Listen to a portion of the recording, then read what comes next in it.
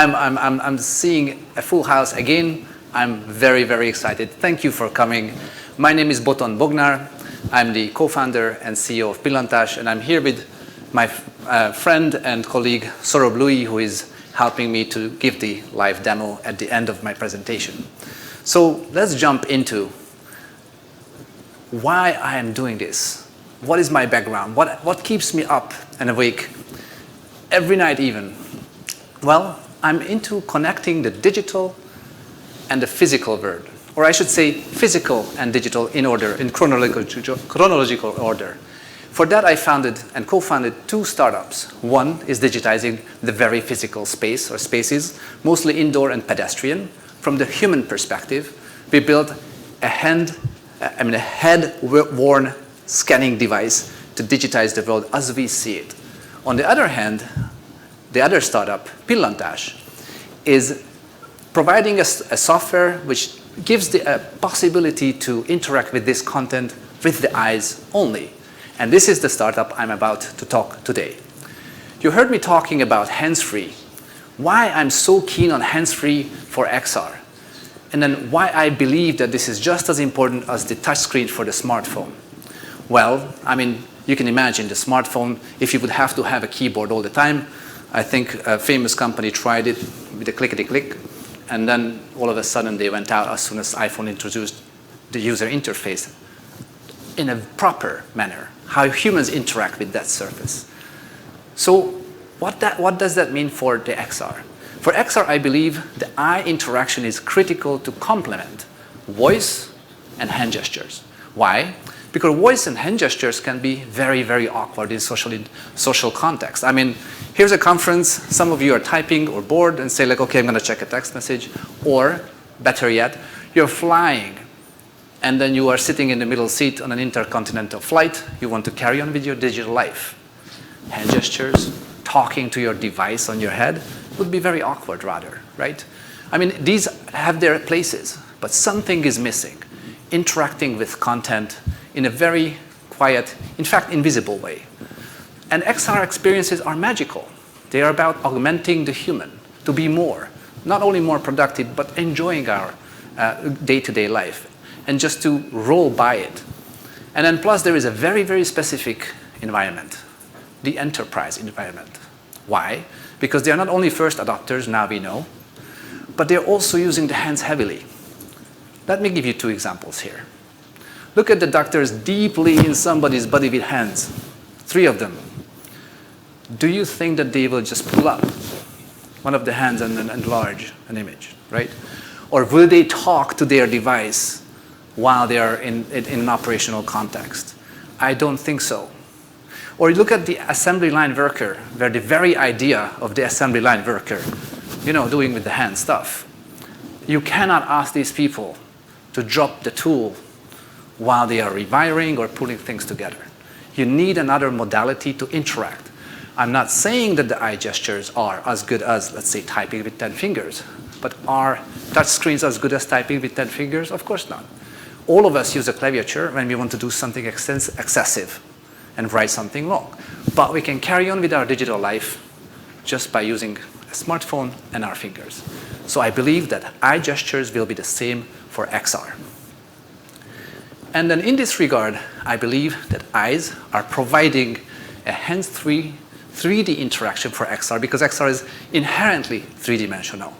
They feel really magic because you just look at it and things happen as if you would have the force. Well, actually, we didn't come up with the word. Our users said like, oh, wow, it feels like I'm having the force. So we gave the name gravity gaze. And it really integrates very well into enterprise workflow. It complements it. Now, this is what Pillantásh, the company, is about. By the way, this is a word, a Hungarian word about blink, like understanding the world within a blink of an eye. And this is a 3D control software which provides the possibility to move, to interact with content in free space, of course with devices which have an eye tracker. And then it's a software which can be either integrated in a device itself, that's when it works best, or it is integrated into an application. And I mentioned eye-vergence. Some of you may wonder, what is eye-vergence? Eye-vergence is an invisible line coming from my eyeballs, which they converge, and then let's say it meets with a point in front on my palm. I look at you, that jumps to you. I look at you, it jumps there. I look at the ceiling. So it moves in free space where I look. Everywhere, it goes crazy. This point is just jumping wherever. Now, can I move it at free will? Because these are all involuntary, right? These are not reflexes, but actually this is wherever I look, it jumps there, this point. Can I move it? Can I move it in free space? Just like as I move my finger. We literally put this capability on a test bench. This is a lab-grade test bench, and it's one of my former colleagues looking at the content, and then we train the system and then throw day-to-day users at it. Literally said on the left, please play with this game, and if you see the horse doing this, click the mouse, or in another test, use your eyes with push and pull gestures. And then you can see in this chart, one of them, the red, is the mouse, and the green is the eye. And then what was fascinating that the similar control profile started to emerge. So we started to fine-tune the software, the filters, so that we can getting better and better and better to get to the point of be as precise as a mouse. And then you may ask, but what happens if it's not a lab environment? What happens if it's just, the ordinary user, either construction, what's not? Well, so you ask, is these eye gestures trainable? And this chart is to prove that. We introduced a baseline and then made the general public walk-in people to test it. And then they started to improve. So this D prime point started to emerge and start to approach number 3. With the red, you see that's the pull, and the blue is the push. As you see, it is still not just one single part of the chart, which means that it's not there yet. And this is the time to also disclose there is a lot of work to be done. So this is not final, this is not finalized, because we need a device or a specific application to make it work properly. But here is the proof we can give very confidently or say very confidently that it works. So just 30 minutes of simple play, and people started to use it very easily. Now, this is the summary chart of our technology. Of course, the reason I'm so confident to show it because everything is patented so that we can discuss freely about it this time. Last time it wasn't the case. And then why is this chart very special? There are so many known eye movements, such as saccadic eye movements, dwell, blink, what's not. But for the first time, there are 2 new eye movements introduced, is push and pull. That is, with that gesture, you can move things in free space, be it a digital content, or if your eye trackers are connected to a drone, you can move even a drone also. And with that, your eyes are enabled to interact with content in 3D space. And with that, I'd like to pass to demonstrate this through a Vario XR3 headset. And this is the time to say a huge thank you to Vario to provide their device to work on it. Well, it is a fantastic play. And then Saurabh will give you a little demo. This is a room where there are a couple of cubes set up. And then the idea is that he can move these cubes or triangles just by the eye gaze. So he's pulling it right now, pushing it, and then moving it. But I guess this speaks for itself.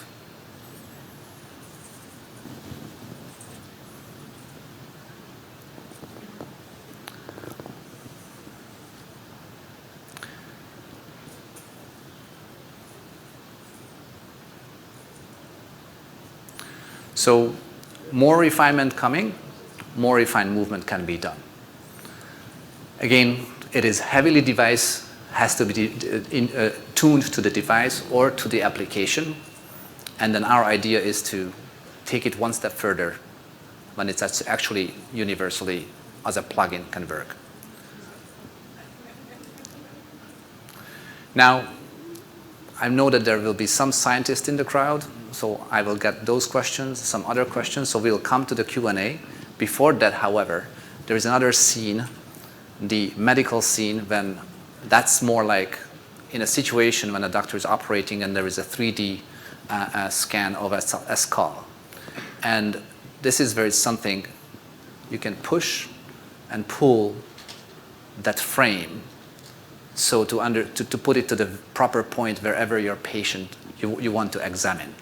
In today's scenario, I kid you not, there are, let's say, 30,000 images or as many as a scanner can make, and they are swapping those 2D images to the point where the patient would need that. And then they have a monitor next to them, and this is very, very cumbersome. This is what I'm called, it's just, I mean, that's what technology is for, to augment the human.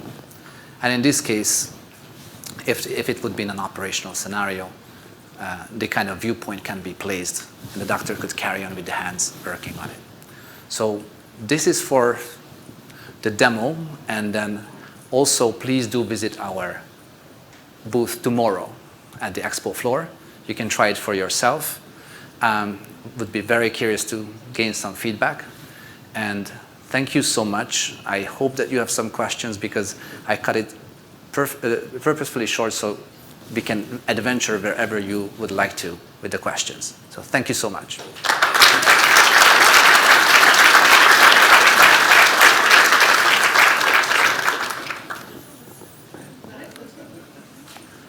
There's a question.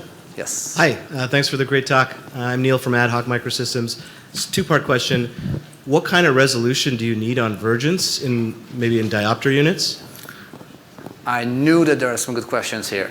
So you could imagine we started to work with this with eye trackers in devices, very, very low quality. So we can make it work with 30 hertz. And higher the resolution, better the sampling rate is the better the result. So we can train the system better. So 30 hertz is enough. And yeah, that's it. So I meant in terms of vergence resolution. I mean, 30 hertz for the eye tracker. Yeah. And then that, well, it's in our IP, so actually it's 500 millisecond. When it detects the change, that's when it starts to move. And in fact, the secret sauce is in the filter, because the vergence is, of course, happening like in a very, very fast way. Yeah.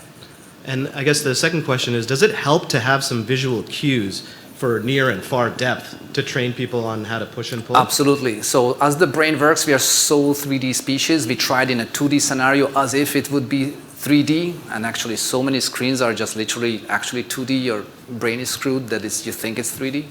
And hence, the mismatch, accommodation mismatch. So yes, indeed it helps. The brain can override, as we observed, not ideal. But in an XR scenario, when there is physical environment around us and there is one digital unit, then it's or a drone, then it's a lot easier. So the visual cues are your environment. I know where you are, I can look behind you, hence my vergence moves. That's what moves in space. Cool, thank you. Is this working with glasses? Yes, but it's a device-dependent question. So if the device comes with, glasses enabled, yes, absolutely. In fact, the good thing is, the last time we gave a talk, we literally had to scotch tape eye trackers on a HoloLens 1. So you can imagine then how challenging that was. Now the devices are coming with built-in eye tracker. Every device is going to have an eye tracker. And this is the next step for I would say, next real step for the XR devices. So yes. I see, just please step up to the mic, because I think, oh yeah, sorry. Just a quick question on what signal you are accepting from the eye tracker. So is it a vergence angle, or is it like a depth estimation? Like, yes. What do you accept in terms of signal from the eye tracker? Since we had to deal with no other than XYZ, our tech works with XYZ. But this is when I said it works better if the device provider or the application builder says, here is a vergence, and then use that. So I can make it work much better, or our team can make it work much better. XYZ is enough in that sense. Hey there, I just wanted to bring up the conversation. I mean, if you're on the circuit, I'm sure people are asking questions about ethics in terms of right?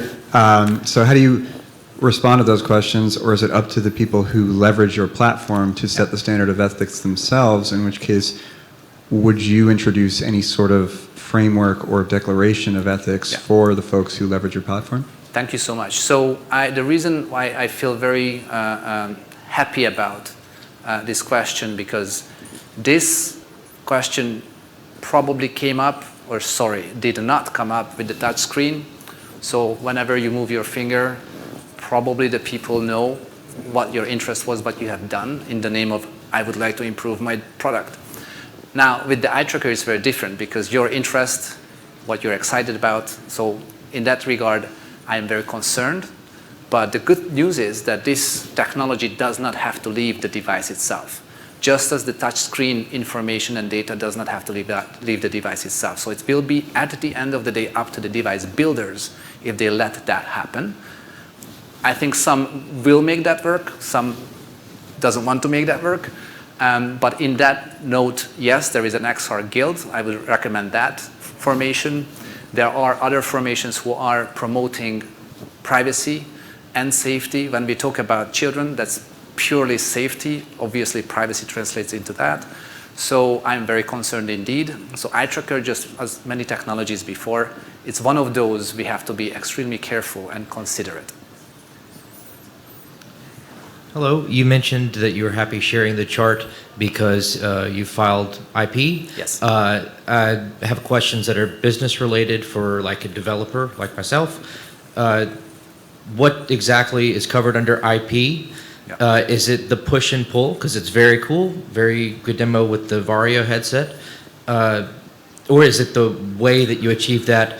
How does that relate to your potential competition for such a feature, and what is your price point? So the IP, which is it's a framework which I'm not entirely happy with, because it is either protects the creator or doesn't help others because it blocks the knowledge. So we can go into that direction. So that part of your question, I would say we have the IP so that all the energy and the sweat, and by the way, nobody wanted to finance it, so it was all self-financed because it was too crazy. Come on, it's not possible. So that gives us I would say, the leverage to have discussions. So the idea that I would like to take this technology to either a device builder who enables their developers, or one step further, but that's the harder one, to build I would say, a plugin which now understands all the devices and says, aha, this device comes up, gives the kind of data, or that device comes up, gives that kind of data. So that could enable the developer itself. But there is this final step which we are still working on. I meant as in, if I have a Vario in my hands tomorrow, what would it cost me, and when would it be available in order to do this? Well, if you're ready to work together, that would be at this time. I would be happy to just chat, and I'm an enthusiast. But I think it will be at the end of the day, talk to Vario, how we can make that work. Yes. Very nice demo. So I have a question about the demo. So during the demo, I see he moved the upper body and moved the head. So I want to know how this kind of movement impact the eye tracking and moving the cube. So this is partially also a question for the headset itself. Luckily, gyro and all those kind of sensors are super good. So imagine that your head, your neck, and everything acts like your arm, and the eye-vergence point as a pinch, and then with the vergence point movement as a push and pull. So you would have I always call it as a third hand, but I don't start with that because it sounds a little bit freaky. So which is reaching out from your hand, and you can reach out and pull it and push it. So the device itself, all the other sensors and the movements you refer to enable and can help. Our tech integrates those movements, like the head movement. The eye tracker is connected to right now, I'm so happy with Vario again, or other devices who have eye trackers. They do an amazing job that my head movement doesn't, even slippage is corrected. So these things play in concert so that this push and pull at the end of the tech can do its magic. So is this all the sensors cancel the movement of the body, or is help your algorithm to improve They integrate it. So okay. Let's say if I just lean down, then there's still this kind of capability remains with the user. Okay, yes. Thank you. Mm-hmm. Hi, my question is how long will a user feel the eye fatigue before, like 2 hours, 5 hours? So I wish that there would be a device which works that long and we could try. So I think this is also some sort of a reality check for us enthusiasts, how long it is out there. But I think with the new devices coming out or came out and coming out right now, we haven't pushed the limit more than, I would say, a couple of hours, but my colleagues had even spent the entire day. I would say that at that point the headset is more tiring if the eye tracker, the stack is fine-tuned, so he could fine-tune it for himself, and that's hence our last step of work, to fine-tune it so that the user doesn't have the fatigue showing up. So when you're referring to that, I feel that's more about the device, like how long that device is straining your eyes. But So, what about your algorithm and the way people interact with their eyes? Yes, I give again a touchscreen comparable situation.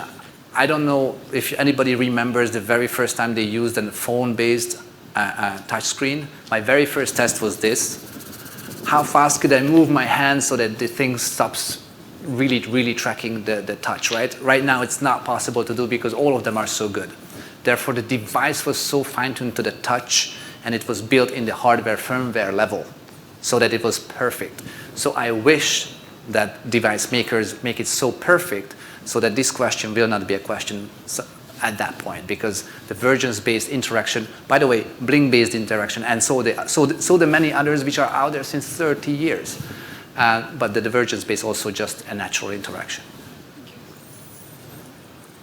We have still a question or two. Yeah? Any question?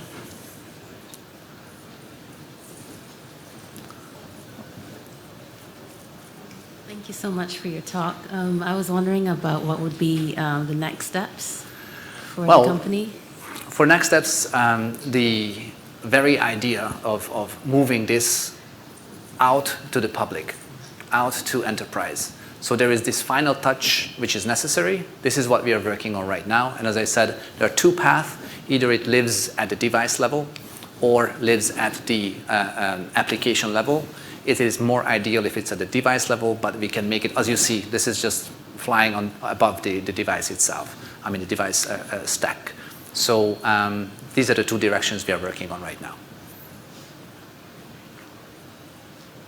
Thank you for your presentation. It's very impressive and very novel. I was wondering whether there are other companies are doing similar studies on hands-free technologies. Thank you for this question. Indeed, I'm seeing two large companies, very much competing companies, Apple and Facebook, working on this. Of course, you never know which one will be out of the lab and then takes place. I see that Apple also, it's now came out and the IP is available. You can see it. You can check it yourself. Literally also eye gaze-based interaction. Different, not the vergence, because we came out 2 years earlier than their IP. Interacting with content and placing, just as Saurabh did, putting a picture on the wall, a digital picture or your NFT, put it on the wall, right? You don't want to walk to your wall and then put your NFT there. How silly that would sound. And there is Facebook, which is working on the wrist-based interaction. I'm more ambitious or bullish about the Apple direction for many reasons, but one particular, other than, of course, privacy necessarily, is that they are based on the hand, again. And then, yes, you can train the system so it kind of understands your intention, but yet again, you are deep in somebody's body with your hand, doing something with your hand, and then you want to have a parallel interaction. And that's one of the key things which we need in XR, that I am augmented. I can do more. And that's what technology is for. So thank you very much. Thank you. And I think this is pretty much it. And then our time is also up. Thank you so much for coming.